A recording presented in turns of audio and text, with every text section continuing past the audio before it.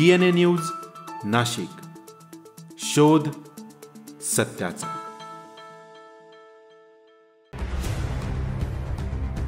बीडमधील सतीश उर्फ खोक्या भोसले याच्या परिवाराला घरकुल आणि इतर सुविधा उपलब्ध करून देण्यात याव्या। आदिवासी विकास विभागाच्या वतीनं महाराष्ट्रातील पारधी आणि पारधी समाजातील पोट जमातीच्या सर्वांगीण विकासासाठी आदिवासी पारधी विकास आराखडा प्रभावीपणे अंमलबजावणी करण्यात यावी। स्वतंत्र पारधी घरकुल योजना, सुशिक्षित बेरोजगारांना 4 चाकी वाहन, स्वाभिमानी सबलीकरण योजनेमार्फत 4 एकर बागायती किंवा 8 एकर कोरडवाहू जमीन देण्यात यावी।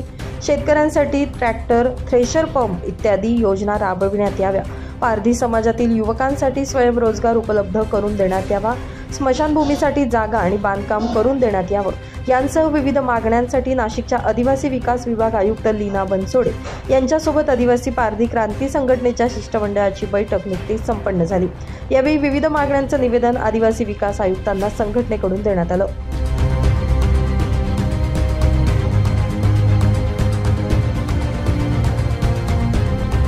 दरम्यान यावेळी आदिवासी विकास विभागाच्या आयुक्त लीना बनसोडे यांनी आदिवासी पारधी क्रांती संघटनेसोबत झालेल्या बैठकीत विविध विषयांवर चर्चा केली, तसेच आपल्या मागण्या शासनापर्यंत पोहोचवल्या जातील असं आश्वासन दिलं।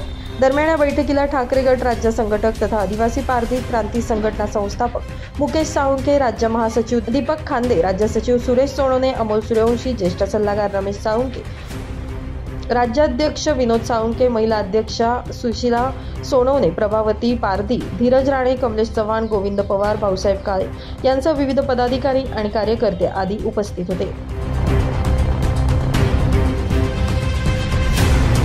Bureau report, DNA Nashik news, Nashik.